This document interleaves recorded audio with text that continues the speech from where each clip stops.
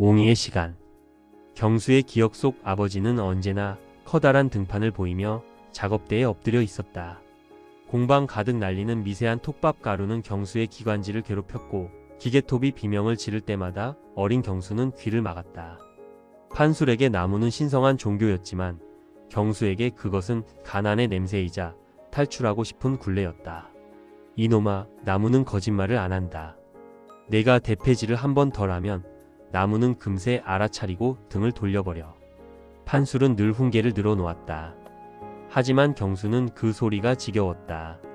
대학에서 건축학을 전공하며 경수는 아버지가 평생 만져보지도 못한 고가의 설계 프로그램을 배웠다. 화면 속에서 선들은 완벽하게 대칭을 이루었고 오차 없는 숫자들이 집을 지탱했다. 아버지가 하시는 건 목공이고요. 제가 하는 건 건축이에요. 나무 한 토막 깎는 거랑 도시의 미학을 설계하는 건 차원이 다르다고요. 그 말에 판술은 쥐고 있던 끈을 내려놓았다. 판술의 눈에 비친 아들의 도면은 숨구멍이 없는 질식할 것 같은 그림일 뿐이었다. 경수가 30이 되던 해 그는 야심차게 준비한 국립도서관 설계 공모전에서 최종 탈락했다. 이유는 구조적 불안정함과 사용자에 대한 배려 부족이었다. 자존심이 상한 경수는 술에 취해 고향집 공방을 찾았다.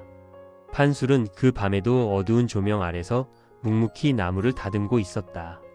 경수는 비틀거리며 아버지의 작업대를 걷어찼다. 이런 구닥다리 가구만 만드시니까 제 설계를 이해 못하시는 거죠. 아버지가 뭘 알아요?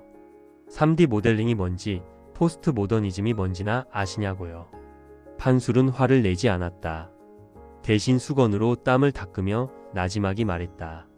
경수야, 나무는 뿌리부터 썩지 않는다. 옹이부터 썩지. 내 마음속에 맺힌 그 잘난 척하는 옹이가 내 설계를 망치고 있는 건 아니냐? 경수는 그 길로 집을 뛰쳐나갔다. 그것이 두 사람의 마지막 대화였다. 3년 동안 경수는 연락 한 통 하지 않았고 판술 역시 아들을 찾지 않았다. 어느 날 걸려온 어머니의 전화는 짧았다. 아버지가 폐암 말기라는 소식이었다. 평생 마신 톱밥 가루가 결국 그의 폐를 갉아먹은 모양이었다.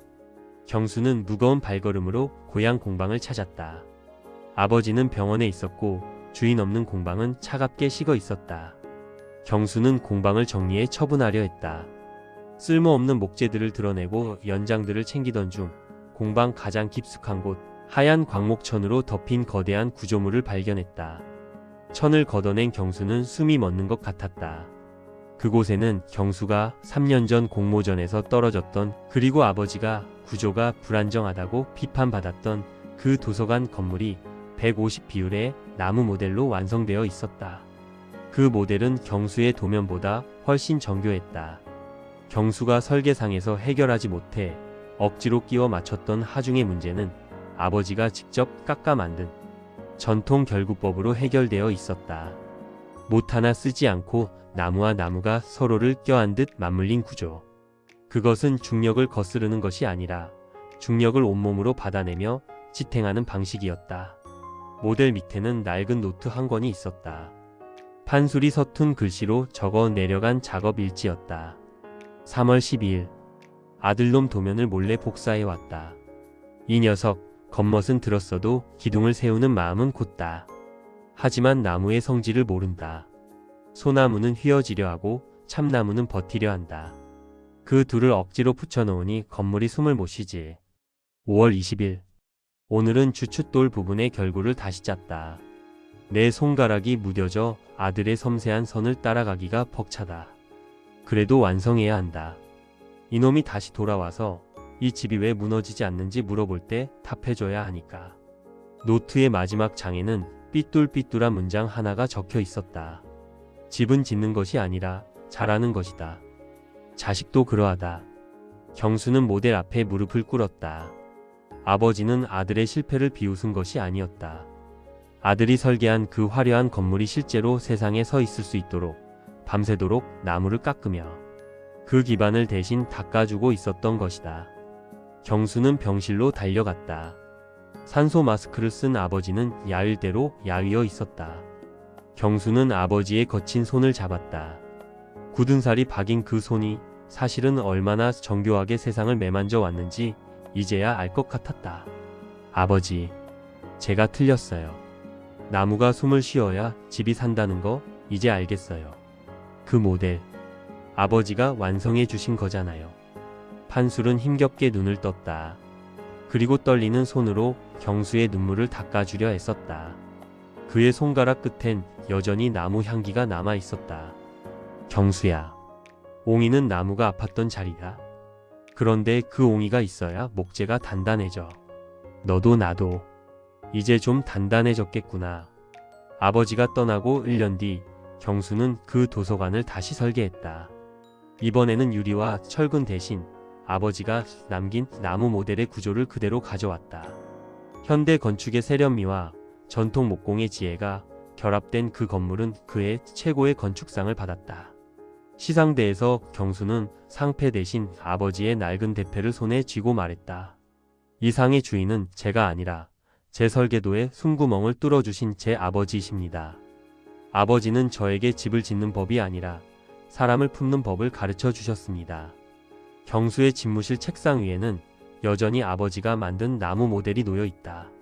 창밖으로 바람이 불 때면 그 나무집에서 은은한 소나무 향이 난다.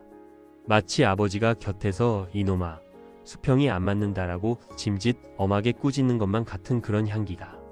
아버지가 세상을 떠나고 49제를 넘긴 뒤 경수는 공방 한 구석에 덩그러니 놓인 낡은 5단 서랍장을 마주했다. 그것은 아버지가 경수가 태어나던 해에 직접 만든 것이라고 어머니에게 전해 들었던 물건이었다. 세월의 때가 타 검게 변색된 표면 위로 수많은 흠집이 나 있었지만 기이하게도 손잡이만큼은 사람의 손길이 수천 번 닿은 듯 반들반들하게 빛나고 있었다. 경수는 서랍장을 하나씩 열기 시작했다. 첫 번째 칸에는 아버지가 쓰던 낡은 수첩들이, 두 번째 칸에는 녹슨 모통이 들어 있었다. 세 번째와 네 번째 칸은 비어 있었다. 그런데 마지막 다섯 번째 서랍이 문제였다. 아무리 힘을 주어 당겨도 서랍은 꿈쩍도 하지 않았다. 이게 왜 안 열리지? 경수는 서랍장을 앞으로 기울여 보았다. 안쪽에서 무언가 덜컥거리는 소리가 났다. 단순한 걸림이 아니었다. 경수는 건축가의 본능으로 서랍의 구조를 살피기 시작했다. 서랍장 측면의 미세한 틈, 그리고 나무 판재의 두께 차이. 그것은 아버지가 설계한 교묘한 비밀 잠금 장치였다. 특정 지점을 누르거나 밀어야만 열리는 구조. 경수는 손가락 끝으로 나무의 결을 하나하나 더듬었다. 그러다 서랍장 뒷면에 작은 옹이 자리를 발견했다. 그곳을 꾹 누르자 딸깍하는 경쾌한 소리와 함께 마지막 서랍이 스르르 밀려 나왔다. 그 안에는 뜻밖의 물건들이 들어 있었다. 경수가 어린 시절 낙서했던 찢어진 도화지, 초등학교 때 처음으로 받아온 상장, 그리고 경수가 대학 입학 선물로 사들였던 싸구려 손목시계까지. 아버지는 무심한 척하면서도 아들의 인생 조각들을 그 비밀스러운 공간에 차곡차곡 모아두었던 것이다. 하지만 경수의 시선을 멈추게 한 것은 서랍 바닥에 깔린 얇은 나무판이었다. 그 판 위에는 정교한 칼질로 눈금이 새겨져 있었다. 1995년 5월 110cm, 1998년 8월 132cm, 2002년 2월 155cm. 그것은 경수의 키가 자란 기록이었다. 아버지는 매년 명절이나 방학 때마다 경수를 이 서랍장 앞에 세워두고 키를 쟀던 모양이다. 경수는 기억조차 나지 않는 그 짧은 순간들이 아버지에게는 1년 중 가장 중요한 설계의 시간이었음을 깨달았다. 기록은 경수가 집을 떠나던 해에서 멈춰 있었다. 하지만 그 눈금 옆에는 아버지가 연필로 덧쓴 작은 메모가 있었다. 2018년 아들이 오랜만에 왔다. 나보다 머리 하나가 더 크다. 이제 내 손으로 잴 수 없을 만큼 컸구나. 서운하지만 이 녀석이 뻗어 나가는 가지는 나보다 훨씬 높을 테니 그걸로 됐다. 경수는 그제야 깨달았다. 아버지가 왜 그토록 나무의 결을 읽어야 한다고 강조했는지. 나무는 비바람을 견디며 제 몸 안에 나이테와 옹이를 새긴다. 아버지는 경수라는 어린 나무가 곱게 자라도록 바람을 막아주는 지지대였고, 때로는 뒤틀리지 않게 스스로를 깎아 자리를 내어주던 밑동이었다. 서랍장 가장 깊숙한 곳에서 작은 나무 상자 하나가 더 나왔다. 상자 안에는 경수가 대학 시절 "이런 촌스러운 가구는 이제 안 써요" 라며 던져버렸던 나무 필통이 들어 있었다. 필통 뚜껑에는 아버지가 새로 새겨 넣은 글귀가 있었다. "아들아, 내가 그리는 선이 누군가에게 지붕이 되고 위로가 되길 바란다." 경수는 그 낡은 필통을 가슴에 품었다. 아버지의 사랑은 도면처럼 명확하게 선으로 그려지지 않았지만 보이지 않는 서랍장 속 비밀 장치처럼 언제나 그 자리에서 아들을 지탱하고 있었다. 어머니, 이 서랍장 아버지가 제 키를 재두셨더라고요. 전 전혀 몰랐어요. 경수의 떨리는 목소리에 정숙이 천천히 고개를 돌렸습니다. 그녀의 눈가에는 이미 잔잔한 미소가 번져 있었습니다. "이제야 열어봤니? 내 아버지가 그 서랍장 잠금 장치 만드느라 한 달을 밤새웠단다. 혹시라도 내가 미리 보고 버릇 나빠질까봐 너 없을 때만 몰래 열어보던 보물 상자였지." 정숙은 식탁 위의 수첩을 손으로 쓸어내렸습니다. "너희 아버지 참 무뚝뚝했지? 말 한마디 다정하게 못하고 늘 톱질 소리만 내던 사람. 근데 경수야, 아버지는 내가 설계도 그릴 때마다 옆에서 같이 도면을 그렸단다. 내가 버린 파지들 아버지가 밤마다 쓰레기통에서 다 주워와서 다림질로 펴놓았던 거 아니?" 경수는 망치로 머리를 맞은 듯 멍해졌습니다. 아버지가 자신의 파지를 보관하고 있었다니.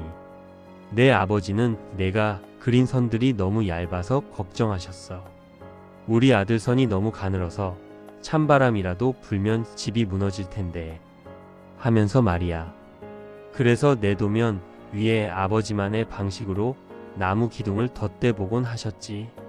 내가 대학 졸업 작품으로 냈던 그 도서관 모델도 사실은 내 아버지가 폐 수술받기 직전까지 공방에서 다듬던 거야. 정숙은 잠시 숨을 고르더니 말을 이었습니다. "너 대형 건설사 취직해서 첫 월급 탔을 때 아버지한테 내복 한 벌 안 사왔다고 서운해했었지? 그날 내 아버지는 종일 공방에서 대패만 밀었어. 기뻐서 어쩔 줄을 몰라 하는데 표현할 방법을 모르니까 괜히 나무만 깎은 거지. 그러다 손가락을 깊게 베었는데도 허 웃으시더라. 우리 아들이 이제 남의 집을 지어줄 만큼 컸다면서." 경수의 가슴 속에서 뜨거운 것이 울컥 치밀어 올랐습니다. 자신이 아버지는 아무것도 모른다고 소리치며 문을 닫고 나갔던 그 수많은 밤, 아버지는 아들이 남긴 상처를 나무 향기로 덮으며 묵묵히 그 자리를 지키고 있었던 것입니다. 어머니의 말을 듣던 경수는 비로소 깨달았습니다. 아버지와 자신의 갈등은 서로 달라서 생긴 것이 아니라 서로를 너무나 닮아서 생긴 옹이었다는 것을요. 아버지는 나무로, 아들은 선으로 각자의 언어로 가족이라는 집을 지키려 애쓰고 있었던 것입니다. 경수는 어머니의 작고 거친 손을 맞잡았습니다. 판술의 손보다는 부드러웠지만 남편의 뒷바라지를 하며 평생 나무 먼지를 닦아온 그 손 역시 나무 껍질처럼 단단해져 있었습니다. "어머니, 저 이제 도망 안 가요. 아버지가 남겨주신 이 서랍장이랑 모델들 제가 다 이어받을게요. 아버지가 못다 지은 집들 제가 세상에서 가장 따뜻하게 지어 올릴게요." 정숙은 대답 대신 경수의 손등을 토닥였습니다. 공방 너머로 해가 저물고 있었지만 두 사람이 앉아있는 식탁 위로는 창으로 들어온 노을이 마치 잘 닦인 황금빛 목재처럼 따스하게 내려앉아 있었습니다.